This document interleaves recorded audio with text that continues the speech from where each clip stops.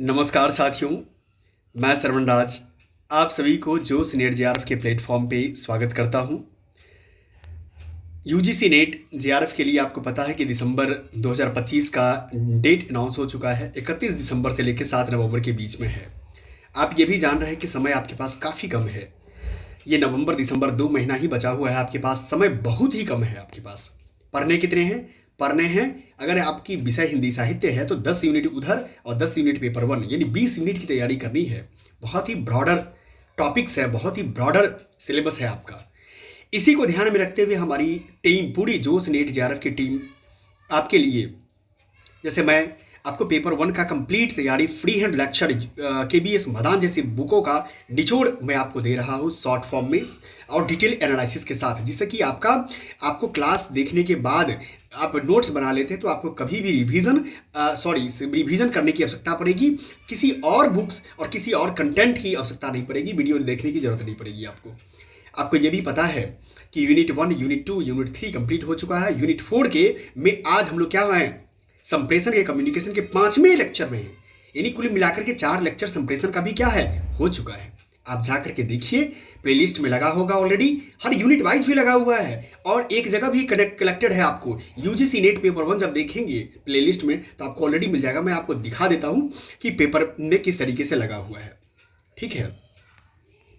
तो जब आप इस तरह से जाएंगे तो आपको एक यहाँ देखिए मिशन जेआरएफ दिसंबर में आप यहाँ जब जाएंगे तो आपको जोश नेट जेआरएफ का प्लेटफॉर्म मिलेगा और यहाँ पर हर चीज़ वो आपको देखने को मिल जाएगा वीडियोज के माध्यम से, ठीक है।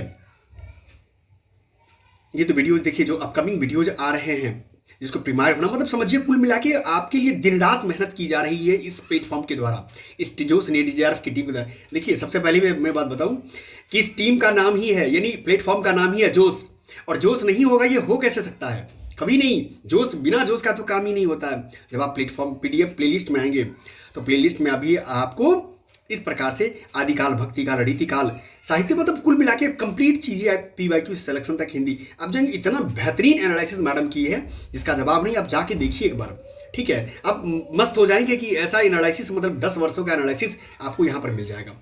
यूजीसी नेट दिसंबर 2025 1-to-1 मेंटोरशिप भी हमारे यहाँ चालू किया गया है, ठीक है। क्वेश्चन से कॉन्सेप्ट तक जाएंगे तो सर एकदम से डिटेल्ड किए हुए हैं क्वेश्चन से कॉन्सेप्ट वाले हुए। यूजीसी नेट पेपर वन में जाएंगे तो कुल मिलाकर के कंप्लीट बैच में आपको सारे चीज़ मिल जाएगा, ठीक है। यूनिट वाइज आपको इस तरीके से कलेक्शन मिलेगा, कहीं भटकने की जरूरत नहीं है। यूनिट वाइज भी है और एक कलेक्टेड फॉर्म में भी है, तो आप जाइए प्रत्येक चीज़ को एक्सप्लोर कीजिए, ठीक है। चलिए अब हम चलते हैं, जो मैंने आपको बताया मिशन जेआरएफ के लिए। आपको तो पता है जेआरएफ कितने कम होते हैं, कट ऑफ कितना होता है ये भी आपको पता है, ठीक है। तो आपको सच से रूबरू होना पड़ेगा कि सच्चाई क्या है जेआरएफ करने के लिए, तो आपको भी उतना ही मेहनत करनी पड़ेगी जितना मैं कर रहा हूँ आपके लिए, ठीक है। इसीलिए जाइए और पूरे ताकत के साथ, जोश के साथ पढ़ना है, जिससे कि आपका सिलेक्शन एक बार में फर्स्ट अटेम्प्ट में आपका जेआरएफ हो जाए। चलिए हम चलते हैं अपनी क्लास की ओर, ठीक है।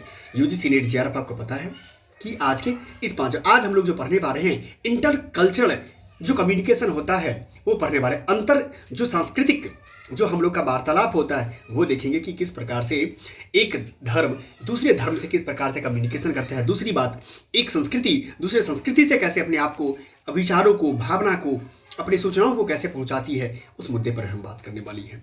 पूर्व की भांति ही मैं वीडियो हटा देता हूं जिससे कि आपका कंसंट्रेशन बना रहे। अंततः आपके कंसंट्रेशन के साथ साथ आपकी सफलता सुनिश्चित होनी चाहिए, यही मैं चाहता हूं। और आप मुझे जो नेट जेआरएफ का व्हाट्सएप का जो लिंक दिया हुआ है आपको, वो लिंक से जुड़ मैसेज कीजिए कि सर मेरा इस बार जेआरएफ हो गया। काफ़ी खुश होंगे और आपका पॉडकास्ट भी आपका व्यवस्था किया जाएगा हमारे चैनल पे। आपकी सफलता दुनिया भी देखेगी कि आपने तैयारी कैसे किया। चलिए हम चलते हैं क्लास की ओर, ठीक है। जब क्लास में आते हैं तो आज जो टॉपिक स्टार्ट होगा ये है अंतर सांस्कृतिक संप्रेषण। क्या है? अंतः सांस्कृतिक संप्रेषण, जिसको क्या बोलते हैं? इसको बोलते हैं इंटर कल्चरल कम्युनिकेशन, ठीक है। अब इसको हम लोग देखने की कोशिश करते हैं कि आखिर कहना क्या चाह रहा है ये। यहाँ पहले हम जान लें कि संस्कृति शब्द का क्या अर्थ है। सबसे पहले तो यही जानना चाहिए आपको कि सर संस्कृति होता क्या है। सबसे पहली बात, संस्कृति के बारे में जब जानेंगे आप तो संस्कृति को लेकर के, संस्कृति संप्रेषण है। क्या है? संस्कृति संप्रेषण है। देखिए कितना गजब की बात कही गई है, संप्रेषण है, ठीक है। और संप्रेषण क्या है? संस्कृति है। संप्रेषण संस्कृति है, संस्कृति है। आप सोच के देखिए कि जो एक कल्चर होता है वही आपका कम्युनिकेशन का जरिया होता है। आज मान लिया जाए कोई नॉर्थ इंडिया का है, कोई साउथ इंडिया का है, दोनों की अगर मान लिया जाए दिल्ली जैसे शहरों में रह रहा है, यहाँ पर आपको दक्षिण भारत के लोग भी उतना ही सहज महसूस करता है उतना जितना कि उत्तर भारत के, वो उत्तर भारत वाले भी अपनी खास करके पर्व त्यौहार मनाता है उतना ही धूमधाम से जितना कि दक्षिण भारत वाले।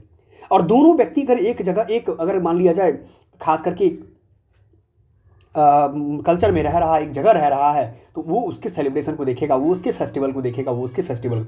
ये क्या है? संप्रेषण। संस्कृति ही तो संप्रेषण है और संप्रेषण संस्कृति है। आप समझ गए?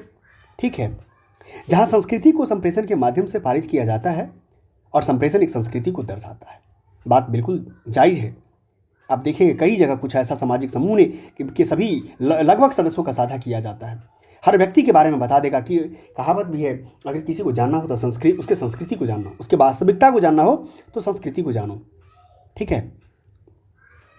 और ये संस्कृति जो होता है दोनों तरह से बात, एक तो मौखिक भी होता है और एक क्या होता है? अशाब्दिक भी होता है, यानी शाब्दिक कह सकते हैं इसको और अशाब्दिक, दोनों तरीके से परोसा जाता है इसमें। क्योंकि आप जुड़ेंगे किसी से, जुड़ने के लिए ये बहुत ज़रूरी होता है कि कैसे आप जुड़ रहे हैं, ठीक है। अंतर सांस्कृतिक जो होता है खासतौर पे का एक अनुशासन है। क्या है? एक प्रकार का एक प्रकार का अनुशासन है, क्योंकि कोई भी कल्चर डिसिप्लिन की मांग करता है, जो विभिन्न क्या करता है? संस्कृतियों का और सामाजिक समूहों में संप्रेषण का अध्ययन करता है, जो विभिन्न संस्कृतियों में और सामाजिक समूहों का, सामाजिक समूहों में खासकर संप्रेषण को सुनियोजित करता है, क्रियान्वयन करता है, संप्रेषण का अध्ययन करता है, ठीक है, अध्ययन करता है। ये आपने समझिए। खासकर ये संप्रेषण बहुत ही विस्तृत है, जो कि स्वाभाविक रूप से विभिन्न धार्मिक की बात करेंगे ना, धार्मिक होता है, सामाजिक होता है, ठीक है, जातीय होता है और शैक्षिक होता है, ठीक है। शैक्षिक पृष्ठभूमि के व्यक्तियों में उसके द्वारा जो बने संगठन और सामाजिक संदर्भ के भीतर जो दिखाई देता है वो उसका दिखता है। संस्कृति यह भी निर्धारित करती है कि व्यक्ति संदेशों को कैसे एनकोड करता है, डिकोड करता है, उन्हें प्रसारित करने के लिए भी वे किस माध्यम का चयन करता है। आप जब नॉर्थ ईस्ट के लोगों से मिलेंगे तो उसका संस्कृति एक अलग ही है। मणिपुर हो गया, नागालैंड हो गया, त्रिपुरा हो गया, मिजोरम हो गया, मेघालय हो गया, लेकिन आपके संस्कृति, लेकिन दोनों के बीच में वार्तालाप वही संस्कृति में दिख जाएगा। संप्रेषण उचित रूप से उन परिस्थितियों का भी अध्ययन करता है जिसके अंतर्गत विभिन्न सांस्कृतिक पृष्ठभूमि के लोग आपस में बातचीत करता है। आपकी पंजाब वाले से बात कीजिए, पंजाब वाले नागालैंड वाले के लोगों से बात करेगा, नागालैंड केरला के लोगों से बात करेगा, तब जाकर के उसके सांस्कृतिक संप्रेषण का दिखेगा कि यह कहना क्या चाह रहा है, होता क्या है। वैश्वीकरण के युग में जब आते हैं संप्रेषण में कोई भी चीज़ एक जगह केंद्रित नहीं हो जाता है। अतः सांस्कृतिक संप्रेषण जो खास करके क्या होता है, अगर बात करेंगे तो आपको जो अंतर सांस्कृतिक संप्रेषण है, नृविज्ञान, सांस्कृतिक अध्ययन,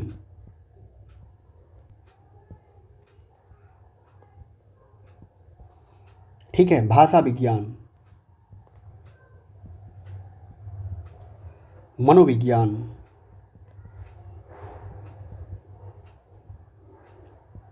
जैसे सामाजिक विज्ञान के महत्वपूर्ण भूमिका में निभाता संप्रेषण अध्ययन के लिए।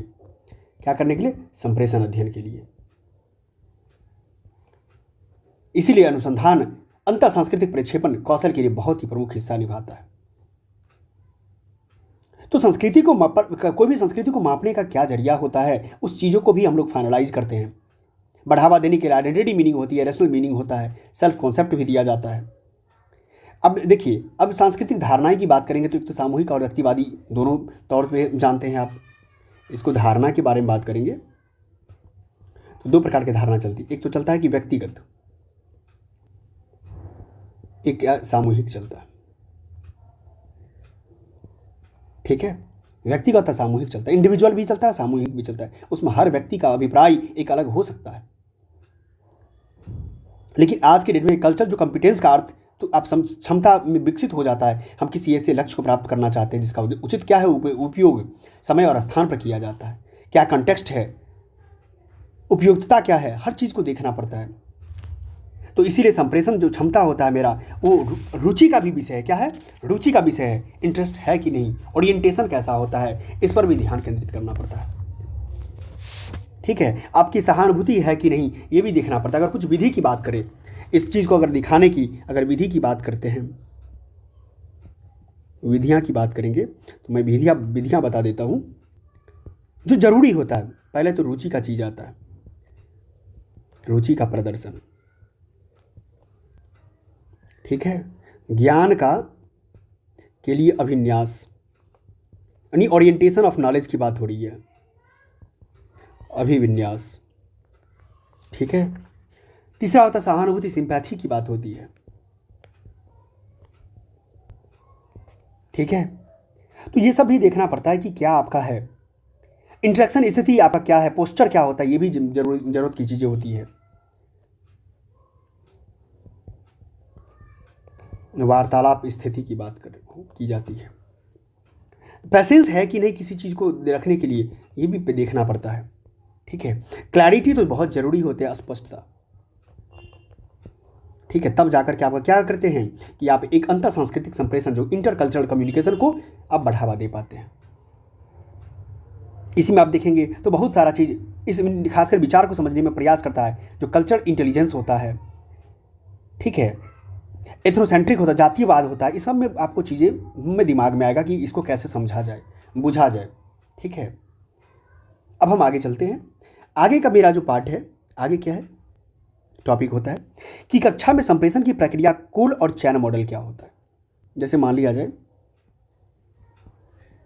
कक्षा में खासकर संप्रेषण जो होता है, वार्तालाप होता है, आप क्लास ले रहे हैं, कि जो प्रक्रिया होती है इसमें दो फिलॉसफर है।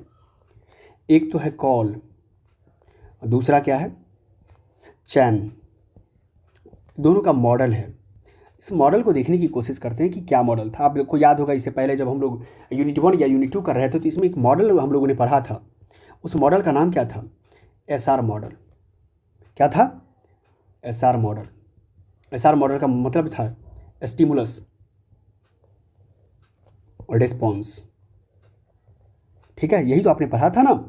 तो स्टिमुलस और जो रिस्पॉन्स की जो बात होती है, यही तो चीज़ें करके आपको देता है।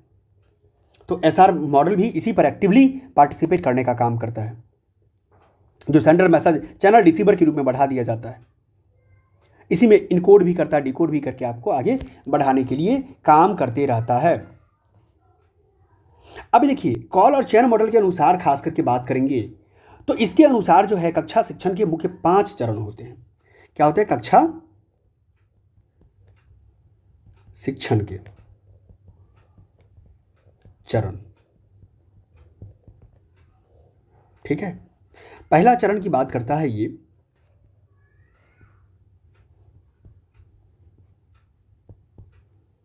कि संदेश का निरूपण करना। संदेश का क्या करना? निरूपण करना। निरूपण, जैसे फॉर्मुलेशन ऑफ मैसेज की बात हो रही है। दूसरा बात आता है कि संदेश का संकेतीकरण या कूट लेखन करना। संदेश का संकेतीकरण या कहे कूट लेखन, कूट लेखन करना। ठीक है, तीसरा होता है संदेश संचरण। संचरण।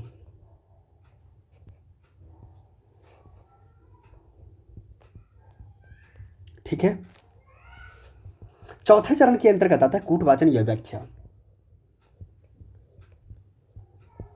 कूटवाचन या व्याख्या।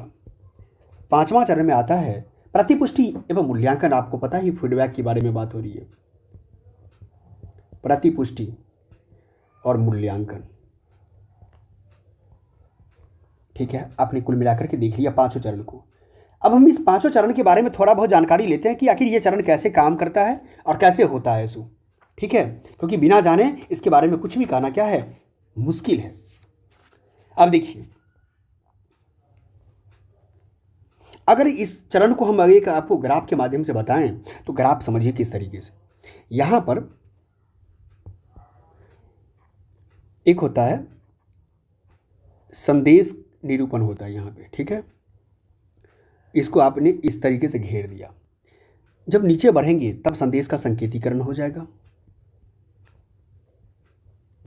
ठीक है, इस तरीके से जब नीचे आते हैं, मैं आप समझाने के लिए बता रहा हूं, फिर आ जाकर क्या हो जाता है, संचरण हो जाता है। ठीक है, या प्रतिपुष्टि, यहीं पर प्रतिपुष्टि भी हो सकता है।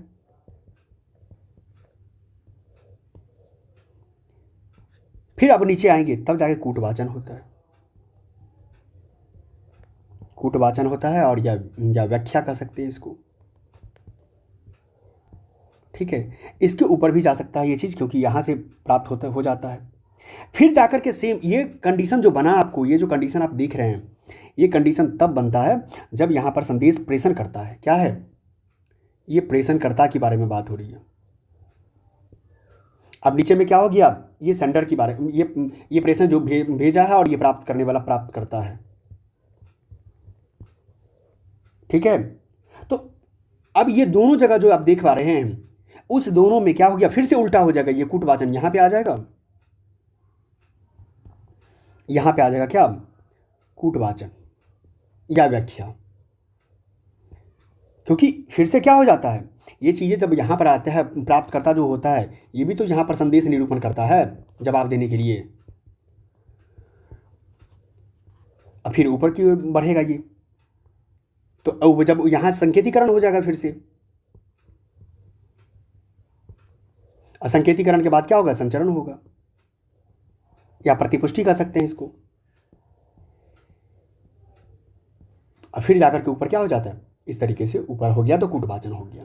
आपने किस तरीके से देखा कि इस डायग्राम को आप याद कर लिए तो फिर आपके लिए बहुत जरूरी ये चीज़ होगी। ठीक है, ये आप डायग्राम को याद रखना है। अब हम आगे चलते हैं।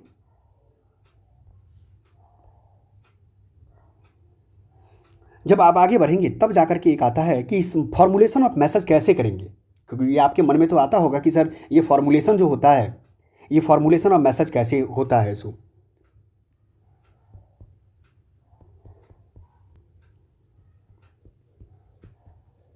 संदेश निरूपण,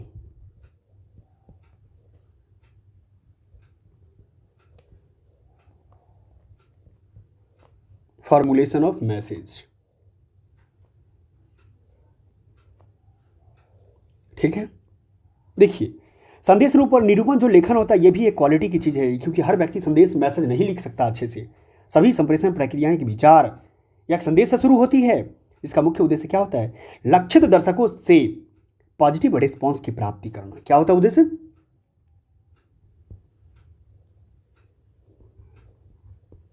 क्या होता है, जो टारगेटेड आपका है, लक्षित दर्शक सकारात्मक,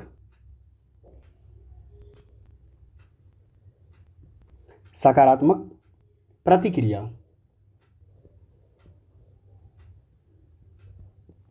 सकारात्मक प्रतिक्रिया की प्राप्ति। ठीक है, ये बहुत जरूरी होता है। यह प्रेषक या कूट लेखक जो इनकोडर होता है से शुरू हो जाती है, जो भेजने वाले से शुरुआत होती है, प्रेषक से होता है। आपने ये भी देख लिया। ठीक है, कोई भी चीज़ को जैसे मान लिया जाए, ये आप अगर आपका हो गया, तब जाके संदेश संकेतीकरण या कूट लेखन की बात आती है। तो संदेश जो संकेतीकरण या कूट लेखन में जो आता है, उसमें भी क्या चीज़ें चलता है, ये जो एक एक करके जो मैं बताया हूं आपको यहाँ पे, इसी का एक एक व्याख्या बता देते हैं हम आपको। ये आपको मैंने पहला बता दिया, ठीक है। जो रिसीवर को खास करके बात होता है, सोचने की योग्यता होता है, बोल विचारों को जल्दी से व्यवस्थित करना और विचारों को प्रस्तुत करना एक अच्छे संदेश वाहक की विशेषताओं में से एक होता है। दूसरा आता है कि संदेश को क्या करना है, एक संकेतीकरण या कूट लेखन करना। तो विचारों की छटाई करना या उनको आंतरिक आकार देना या संगठित करना ताकि उनमें क्या हो, स्पष्टीकरण आ सके, उसको क्या बोलते हैं, संदेश का संकेतीकरण या कूट लेखन कहा जाता है। ये आपने इसका समझा। खासकर इसमें भी होता है कि कोई भी चीज़ को क्या छट नहीं करना, का विचारों का छट नहीं करना कह सकते हैं, विचारों की छट नहीं करना, छटाई करना। जो इनकोडिंग होता है, कूट लेखन की जो बात आती है, इनकोडिंग करना का उद्देश्य होता है कि एक विचार को कैसे एक ऐसे रूप में परिवर्तित किया जाए कि उसे संदेश ग्रहीता, मैसेज रिसीवर को प्रेषित किया जा सके, भेजा जा सके।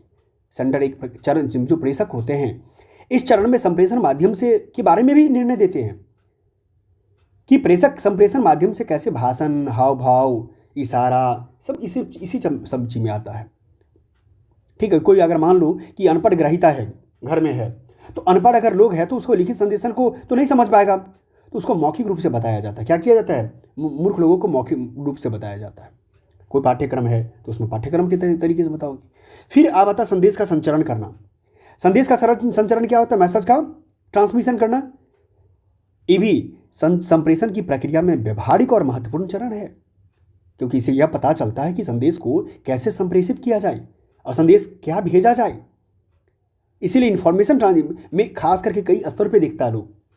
स्तर की बात करेंगे तो पहला ही स्तर आता है क्या, वाक्यात्मक। वाक्यात्मक का मतलब क्या हुआ, सिंटैक्टिक, वाक्य संरचना, वाक्य के माध्यम से बताएगा आपको। दूसरा होता है व्यवहारिक, प्रैग्मेटिक। और तीसरे स्तर पे होता है शब्दार्थ विज्ञान। क्या होता है, शब्दार्थ विज्ञान, ठीक है, जो सिमेंटिक होता है, शब्दों के अर्थ के संबंधी काम चलता है। आपने ये भी देख लिया संदेश संचरण। चौथा नंबर पे आता है कूटवाचन या व्याख्या करना, जिसको कहते हैं मैसेज डिकोडिंग करना या इंटरप्रिटेशन करना, व्याख्या करना। संदेश के खास करके जो कूटवाचन एवं व्याख्या का अर्थ यही है कि प्राप्तकर्ता जो होता है द्वारा संदेश का क्या अर्थ समझा गया, प्राप्तकर्ता द्वारा संदेश का क्या अर्थ समझा गया, क्या अर्थ समझा गया, ठीक है। ये बहुत ज़रूरी होता है, क्योंकि अगर मान लिया जाए कहना चाह रहा है कुछ और सुन लिया कुछ और, तो फिर भी अर्थ नहीं निकलेगा, कुछ और उल्टा हो जाएगा। कई बार क्या होता है कि माध्यम और चैनल के बीच में ऐसा शोर आ जाता है कि कहना कुछ और चाह रहा है और सुनना कुछ और चाह लिया वो। इसमें क्या हो गया, सही तरीके से आपके बीच व्याख्या नहीं हो पाती है, ठीक है। अगर मान लो कि नमस्ते एक संदेश है, तो निर्णय हो चुका है कि नमस्ते को शाब्दिक संप्रेषण नमस्ते ही द्वारा ग्राहिता को पहुंचनी चाहिए। आपने नमस्ते किया तो वो भी नमस्ते ही सुने। अगर मान लो कह रहे हो नमस्ते, वो मालूम चला कह रहा है कि हमको गाली दे रहा है, तब तो हो जाएगा बवाल। इसलिए इस तरह की चीज़ें नहीं होनी चाहिए। खासकर अक्सर टेलीफोन पर आप देखेंगे कहना कुछ और चाह रहा है, हो रहा है कुछ और। नेक्स्ट आता है प्रतिपुष्टि और मूल्यांकन। क्या आता है, प्रतिपुष्टि और मूल्यांकन। प्रतिपुष्टि मूल्यांकन मतलब क्या, फीडबैक और इवेल्युएशन। खास करके संदेश को प्रभावी संप्रेषण केवल तभी समझा जाएगा जब क्या होगा, प्रेषक और प्राप्तकर्ता के बीच में संदेश का अर्थ क्या हो, समान हो। दोनों के बीच में क्या हो, संदेश का अर्थ समान होना चाहिए भाई साहब। जो आप कहना चाह रहे हैं और वो जो सुनना चाह रहे हैं, दोनों एक होना चाहिए, तब जाकर के एक सही फीडबैक मिलेगा। खासकर फीडबैक तो जानते हैं संप्रेषण प्रक्रिया में सही और गलत का मूल्यांकन करने के लिए क्या होता है, एक अवसर देता है। अगर मान लो आपने पढ़ाया, गलत पढ़ा दिया तो भी गलत आपका फीडबैक मिलेगा, सही पढ़ाओगे तो सही का फीडबैक मिलेगा।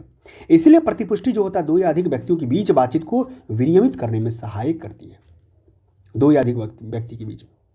इसीलिए संप्रेषण विनियम, कम्युनिकेशन एक्सचेंज तभी प्रासंगिक, रेलिवेंट लगता है तब उसमें प्रतिपुष्टि का अव्यय हो। याद रखना, जीवन में कभी भी कोई भी चीज़ अगर आपका रिस्पॉन्स सही नहीं आ रहा है तो फिर प्रतिपुष्टि सही नहीं आ रहा है तो कोई फायदा नहीं है। इसीलिए एसआर मॉडल का मैंने जिक्र किया था, समझ में आ गया होगा। स्टिमुलस और रिस्पॉन्स मॉडल के बारे में बात मैंने की थी। इसलिए बहुत ज़रूरी होता है, एक फीडबैक तो बहुत ज़रूरी है। कुल मिलाकर के आपने क्या देखा कि जो हम लोगों ने एक बात करने की कोशिश की है कक्षा में, संप्रेषण की प्रक्रिया कॉल चैन मॉडल में, जो स्टिमुलस और रिस्पॉन्स वाले में हम लोगों ने कक्षा शिक्षण के चरण को, 5 चरणों को हम लोग विस्तृत तरीके से देखा। अगर नहीं होता तो ये जो डायग्राम है, ये डायग्राम को याद रखना कि संदेश निरूपण किस तरीके से संकेतीकरण होता है, उसके बाद संचरण होता है, उसके बाद कूटवाचन होता है, फिर ऊपर के प्राप्तकर्ता और यहाँ तक दोनों के बीच में चला जाता है। ठीक है, आपको मैंने अलग से ये भी बता दिया था। अब हम आगे एक बात बता रहे हैं आपको, शोर। आपने एक बात सुना होगा, नॉइज की बात आती है, क्योंकि आप जब मान लो कि आप कुछ बोलना शुरू किए और मालूम चला बोलने के कड़ी में अगर नॉइज आ गया तो कहना कुछ और चाह रहे हो गया कुछ और, तो शोर क्या होता है वो देखिए।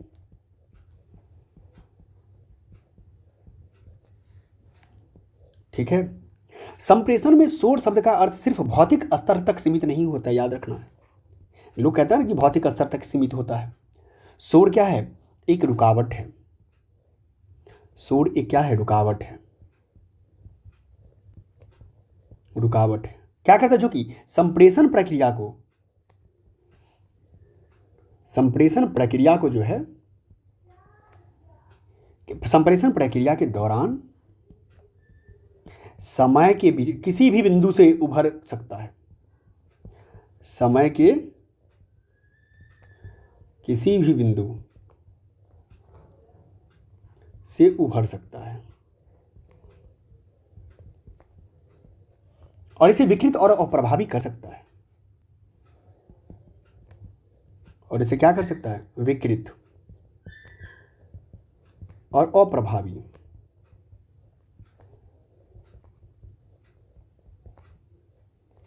कर सकता है। ये बात याद रखना है। हमारे पास आसपास में आपको पता है कि पर्यावरण शोर का एक प्रमुख स्रोत बहुत सारा चीज़ होता है।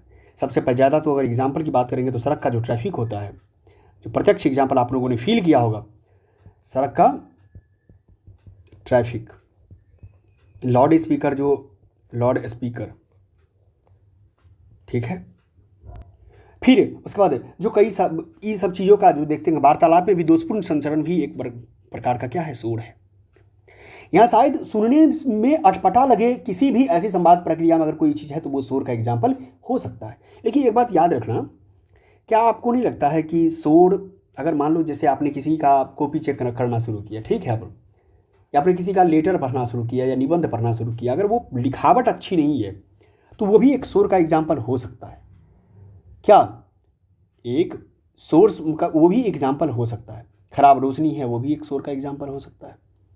ठीक है, तो इस प्रकार से भी आपको सोचना पड़ सकता है कि भाई ये भी तो एक हो सकता है शोर का एग्जाम्पल।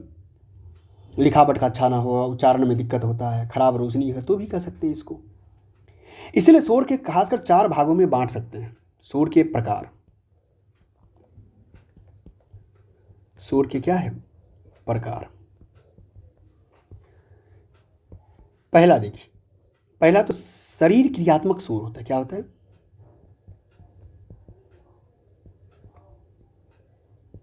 क्रियात्मक शोर होता है, मतलब फिजिकोलॉजिकल जो नॉइज होता है। खासकर ये क्या होता है, अगर मान लो कि ये चीज़ अगर शोर की बात करोगे तो इसमें यही आएगा ना कि जो व्याकुलता, जो भूख होती है, थकान होता है शरीर के द्वारा, जैसे सिर दर्द किसी का कर रहा है, ये एक प्रकार का क्या है? शोर ही तो है। मेडिसिन लिया है कि आदि के कारण भी तो होता है ये सब चीज़। दूसरा कह सकते हैं भौतिक शोर भी होता है। भौतिक शोर जो फिजिकल नॉइज होता है, ये कैसे कह सकते हैं? तो आपको मैंने बताया कि यातायात में अगर कोई हॉर्न बजा रहा है तो ये भी एग्जांपल दे सकते हैं। अगर कोई ख़राब रोशनी है तो वो भी आप कह सकते हो। तीसरा कह सकते हो कि मनोवैज्ञानिक शोर भी होता है। मनोवैज्ञानिक शोर भी होता है, ठीक है। मनोवैज्ञानिक शोर का मतलब ये हुआ कि हमारी मानसिक स्थिति संवाद प्रक्रिया को प्रभावित कर सकती है। हम कैसे दूसरों के कहे या लिखे शब्दों या कोई भी संकेतों की व्याख्या करते हैं। यदि मान लो कोई शिक्षक तनाव में है, मनोवैज्ञानिक की मैं बात, मानसिक स्थिति की मैं बात कर रहा हूँ। इस बात को ध्यान रखना, मानसिक स्थिति का सही ना होना। कोई टीचर अगर मान लो तनाव में है और कॉपी चेक करने के लिए, निश्चित तौर पे मान लो कि पारिवारिक कलह के कारण क्या करेगा, उस बच्चे का मार्क्स कम कर देगा। यदा कदा आपने सिविल सर्विसेज जैसे कुछ पेपरों में आपने सुना होगा जहाँ पर मेंस एग्जाम होता है रिटन फॉर्म में, वहाँ पर ऐसा सुनने को मिला होगा कि जो कॉपी चेकर था वो एकदम से क्या करके आया था नशे में था या पारिवारिक कलह के कारण जो है इतना अच्छा लिखने के बावजूद भी मार्क्स नहीं दिया, इस तरह की बात आती है। तो ये एक पूर्वाग्रह, जैसे मान लिया जाए कोई बाइकास्टिज्म अगर होगा, कोई रेसिस्ट होगा तो भी क्या करेगा, पूर्वाग्रह से अगर ग्रसित है तो भी क्या करेगा, तो इस तरह की पूर्वाग्रह जो होता है ना जाति को लेकर के, ठीक है, तो भी आप ऐसा हो सकता है। चौथा आता है कि अर्थ संबंधी शोर। अर्थ संबंधी शोर होता है, ये होता है, ये तब होता है जब शब्द खुद को परस्पर समझ नहीं पा रहे हैं होते हैं। लेकिन कभी कभी शब्द जाल या अपरिहार्य तकनीकी भाषा का उपयोग करने पर समझ में नहीं, जैसे कभी देखना कुछ बच्चे क्या करेगा कि कॉपी में ऐसा ऐसा धमाकेदार शब्द सब लिखेगा, मतलब क्लिष्ट शब्द लिखेगा, कठिन शब्दों के प्रयोग, कठिन शब्दों के प्रयोग से उपजा मतलब शोर, मतलब बोलने में भी क्या करेगा, ऐसा कठिन भाषा का प्रयोग करेगा, मालूम चलेगा सुन ही नहीं रहा, समझ ही नहीं पा रहा है। तो फिर ये भी एक प्रकार क्या है, आपको शोर का ही एग्जाम्पल होता है।